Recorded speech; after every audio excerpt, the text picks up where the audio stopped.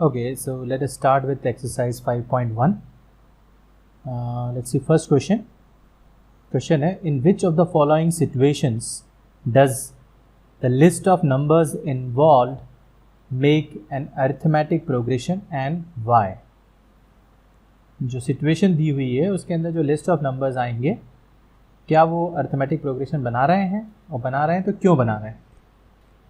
चलिए देखते हैं पहले सिचुएशन क्या है. The taxi fare after each kilometre when the fair is ₹15 for the first kilometre and ₹8 for each additional kilometre.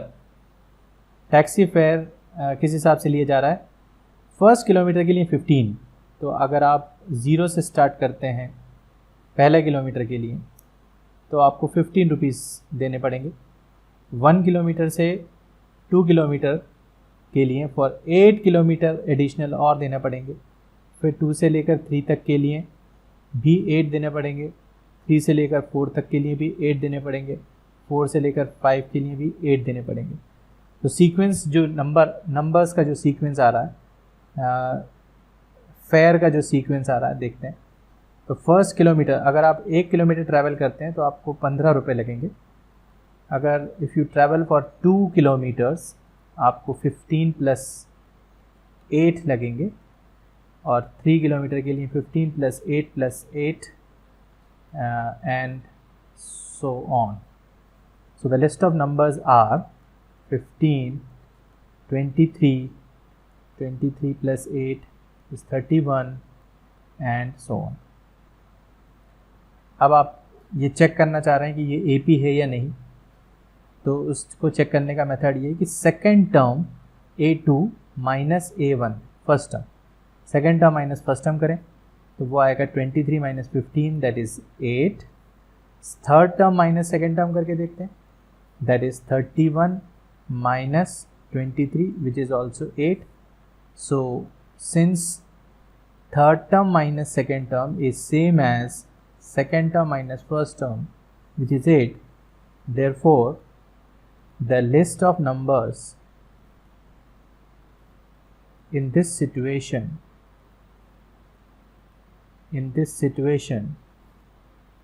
form an AP.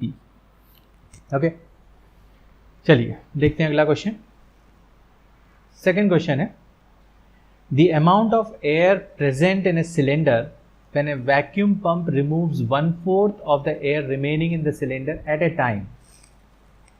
अब देखिए क्वेश्चन क्या है, एक और बार पढ़ते हैं. the amount of air present in a cylinder, cylinder के अंदर कुछ एयर प्रेजेंट है. when a vacuum pump removes 1/4 of the air remaining in the cylinder at a time. देखिए जितनी भी एयर प्रेजेंट होती है उसका 1/4 एक बार पंप करने से निकल जाता है. चलिए मैं एक सिंपल सा एक डायग्राम, ये सिलेंडर मान लेते हैं, ठीक है. इस सिलेंडर में अभी x unit cube amount of air है इसके अंदर, ठीक है. x अमाउंट है. तो नेक्स्ट अब हम पंप करेंगे. इसमें पंप करने के बाद वैक्यूम पंप क्या करेगा, रिमूव कर देगा 1/4 ऑफ द एयर रिमेनिंग. तो x का 1/4 रिमूव कर देगा. x का 1/4 ऑफ x मतलब x/4. तो 1/4 ऑफ x ये रिमूव कर दिया. इसको सॉल्व करके देखें, इसको सॉल्व करके देखेंगे तो क्या आएगा, 3x/4 आएगा आंसर. चलिए तो मतलब अब आपके पास यहाँ पर सेकेंड टाइम में आपके पास जो एयर बची है वो 3x/4. थर्ड टाइम में क्या करेगा, थर्ड टाइम में जब वैक्यूम पंप यूज़ होगा तो इस बार वो 3x/4 का भी 1/4 रिमूव कर देगा. 3x/4 अभी बची है. x का 1/4 हर बार नहीं होगा क्योंकि x से अब एयर कितनी बची है, 3x/4 बची है. हर बार 1/4 ऑफ रिमेनिंग रिमूव कर देता है. तो अब 3x/4 बचा है तो 3x/4 का 1/4 निकाल के उसको माइनस करना है. तो ये क्या होगा, हम सॉल्व करके देख लेते हैं. 3x/4 माइनस 3x/16, इसको सिंप्लीफाई करेंगे तो क्या आएगा, 12x minus 3x upon 16 that is 9x upon 16, right. तो सीक्वेंस हमारे जो नंबर्स के आ रहे हैं वो x 3x/4 और 9x/16 आ रहा है. 3 नंबर काफ़ी है चेक करने के लिए AP है या नहीं। तो लिस्ट ऑफ नंबर्स मैंने बता ही दिया यहाँ पर पूरा कैलकुलेशन। पहले x है, फिर x माइनस एक्स बाई 4 है, ठीक है, और उसके बाद फिर 3x बाई 4 बचेगा, तो उसमें से 1/4 ऑफ 3x बाई 4। तो हमारे पास जो नंबर्स आ जाएंगे वो आएंगे x 3x बाई 4, इसको सिंप्लीफाई करके, और इसका सिंप्लीफिकेशन राइट साइड में लिखा हुआ है 9x by 16। So now let's see whether these numbers are AP or not. For that what you have to check, we have to check A2 minus A1, second term minus first term। इसको calculate करके देख लेते हैं क्या आएगा। 3x minus 4x upon 4 that is minus x upon 4 आ रहा है। Third term minus second term करके देख लेते हैं, अगर वो भी माइनस x अपॉन 4 आ जाएगा तो AP है। 9x अपॉन 16 थर्ड टर्म है, माइनस 3x अपॉन 4। तो यहाँ पर LCM क्या आ रहा है, 16 आ रहा है। 9x माइनस 4 3 से 12 that is minus 3x upon 16 आ रहा है।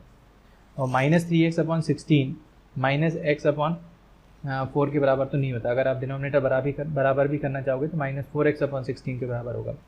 तो since A3 minus A2 is not equal to A2 minus A1, therefore it is not an AP. Clear? Okay, let's see one more question. Third question is similar, so we are going to see fourth question. देखें fourth question क्या है। The amount of money in the account every year when rupees 10,000 is deposited at compound interest at 8% per annum। अब list of numbers जो हैं वो amount of money है account में आ रहा है एवरी ईयर।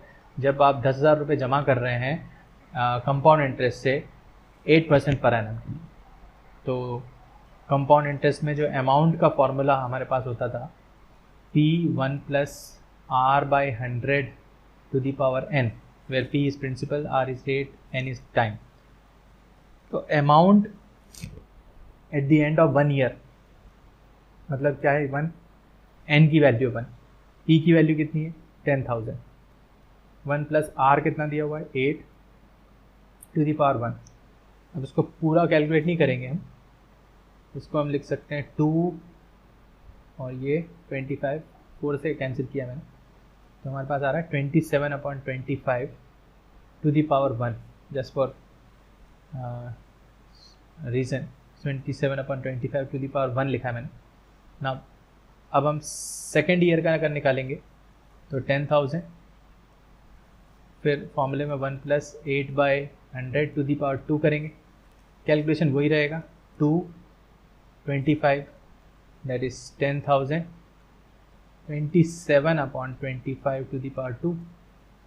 और सिमिलरली अगर हम देखें तो थर्ड टर्म जो आएगा वो आएगा 10,000 into 27/25 to the power 3।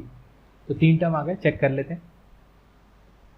Third term minus second term करते हैं। थर्ड टर्म क्या है 10,000 27/25 to the power 2 to the power 3 minus 10,000 27/25 to the power 2। सब कॉमन ले सकते हैं हम 10,000 और 27/25 की 2 पावर्स हम कॉमन ले सकते हैं। अब हमारे पास बचेगा फर्स्ट टर्म से 27/25 और सेकेंड टर्म से 1 बचेगा। सो ये calculation is 10,000 27/25 to the power 2 और 27 minus 25 that is 2/25।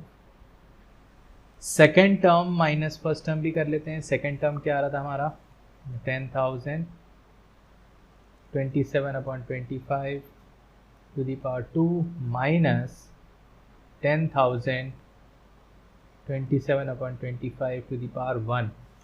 So this time you can take 10,000 27/25 to the power 1 common. So you will be left with 27/25 minus 1. That means the calculation is 27/25 to the power 1 and 2/25. 25। अब आप देखो A3 minus A2 क्या आया था, A3 minus A2 आया था 10,000 into 27/25 की 2 power थी 2/25, और A2 माइनस A1 क्या आया 10,000 27/25 की ओनली 1 पावर है यहाँ पर और 2/25। तो 10,000 तो सेम है, 2/25 भी सेम है, लेकिन फर्स्ट वाले में 27/25 की 2 पावर है और 27/25 की 1 ही पावर है, तो मतलब दोनों बराबर नहीं हैं। तो A3 minus A2 is not equal to A2 minus A1, therefore this is also not an AP।